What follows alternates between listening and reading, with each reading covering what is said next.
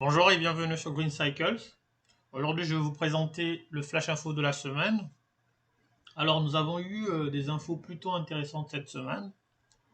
En l'occurrence, la réapparition de l'option autopilote améliorée dans les options du configurateur Tesla.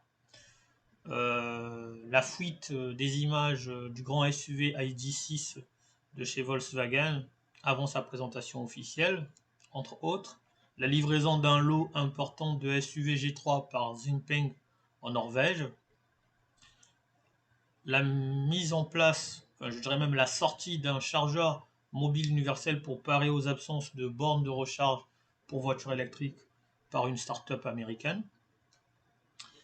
Et enfin, la sortie de l'Audi e-tron GT et en déclinaison RS. En effet, Tesla a remis sur son catalogue des options, en l'occurrence l'option autopilote améliorée. Donc, cette option avait été lancée pour la première fois sur le catalogue des options l'année dernière, puis elle a disparu.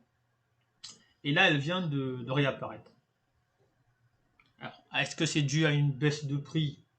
On ne sait pas, ou juste une décision inopinée prise par la direction de Tesla, comme à l'accoutumée. Hein. Donc, on sait que chez Tesla, les décisions sont prises, en tout cas pour le changement de prix, les décisions sont prises sans pour autant qu'il y ait un communiqué de presse officiel. Donc en fait, souvent les gens sont surpris.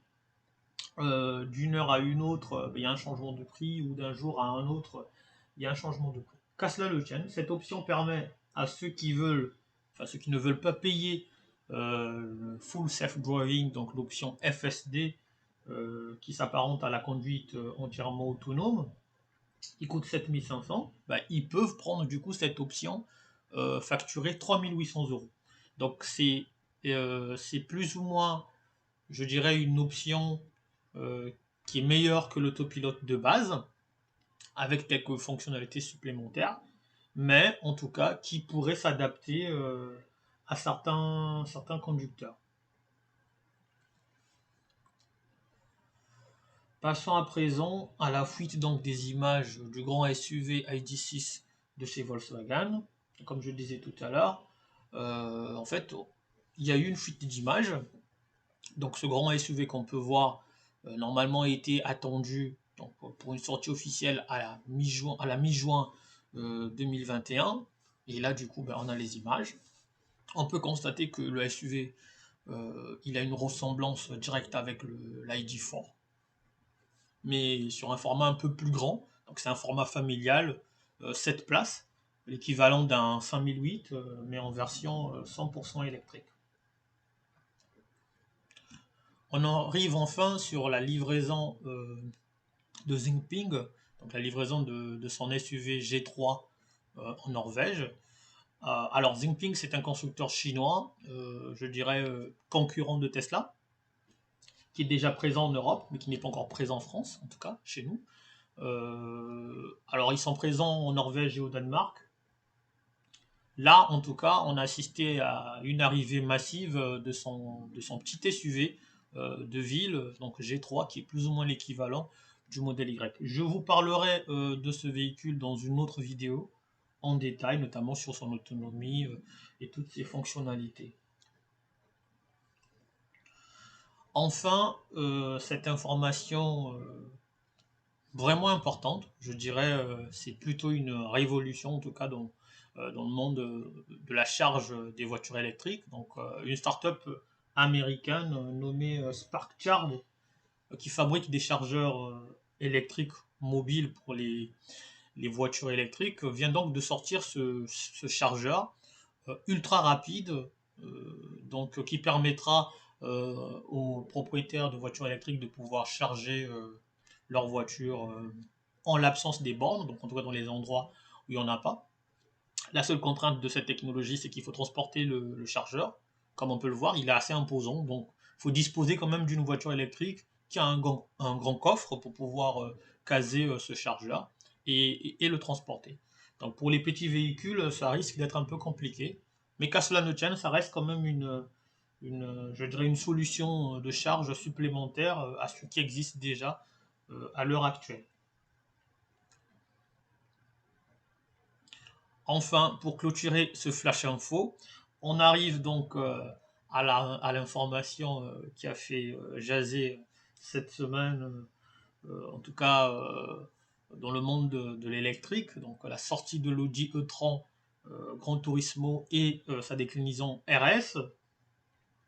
Alors, c'est un modèle fascinant, aux finitions exceptionnelles, dit le constructeur. Les idées construisent le futur. Donc là, en l'occurrence, on peut se projeter déjà dans le futur d'Audi. Les proportions d'un Gran Turismo plane et large, avec un empattement lent, font se rejoindre l'élégance et la fonctionnalité au quotidien. Donc le design sculptural de la carrosserie incarne la puissance et la performance. En tout cas, c'est ce que le constructeur lui-même déclare. Donc, on a une batterie qui réinvente soi-disant la charge et la conduite. C'est une batterie, de 800 volts, donc une batterie lithium-ion, située donc dans le plancher de l'Audi, et avec bien entendu une technologie Quattro en plus pour avoir de meilleures performances. Alors tant en matière de charge qu'en matière de conduite. Grâce à ce système, avec donc un système de récupération d'énergie au freinage, la voiture offre quand même une autonomie allant jusqu'à 487 km pour la version GT et une autonomie de 472 km pour la version RS. Bien entendu, autonomie selon le cycle WLTP. Alors, on a également la possibilité de récupérer 100 km de charge en 5 minutes. Donc franchement, c'est impressionnant. Et passer donc de 5 à 80% d'autonomie en 23 minutes sur une borne Unity. En tout cas, les bornes superchargeurs. Une révolution donc pour cette transmission Quattro, hein, parce que dorénavant, donc en tout cas sur ce véhicule, cette transmission sera bien entendu couplée à une distribution intelligente donc de la puissance aux différentes roues. Donc lorsque le véhicule dispose d'une traction suffisante, elle envoie donc la puissance principale à l'essieu avant. Et si la situation l'exige, cette technologie de pointe transfère la puissance à l'essieu arrière. Donc en quelques fractions de secondes, on a quasiment la puissance voulue ou la puissance demandée. Donc elle contrôle le couple moteur jusqu'à 5 fois plus vite qu'un système mécanique actuel. En termes de puissance, sur la version GT, on est donc à 350 kW et une accélération de 0 à 100 abattue en 4 secondes 1. Et sur la version RS, on est plutôt à 440 kW et le 0 à 100 abattu en 3 secondes. Donc on est quasiment en fait sur des performances équivalentes à une Tesla Model 3, je dirais, performance. Et même une Tesla Model 3 long range, et pourquoi pas des anciennes Model S, en tout cas ancienne génération. Bah écoutez, merci de m'avoir suivi.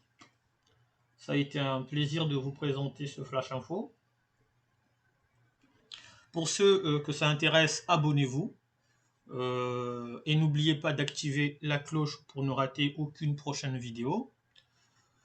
Pour ceux qui veulent utiliser mon lien de parrainage pour l'achat d'une Tesla et profiter des supercharges gratuites, en tout cas à hauteur de 1500 km, vous avez mon lien de parrainage qui apparaît là en haut de l'écran. Merci à tous et je vous souhaite une bonne journée et à bientôt sur Green Cycle.